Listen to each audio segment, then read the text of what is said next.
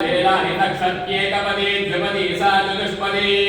अष्टापदी नवपदी बभूषी सहस्राक्षरा परमे व्योमन्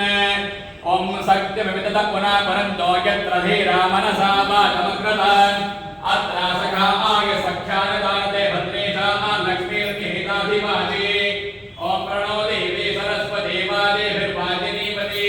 धीनामविद्यवतु अस्मिन् पीठे महालक्ष्मी महासरस्वती देवताभ्यो नमः ध्यायामि पलकंडि ज्ञानिनाम् अपि चेतांसि देवी भगवती हि सा बलात् आकृष्य मोहाय महामाया प्रयच्छति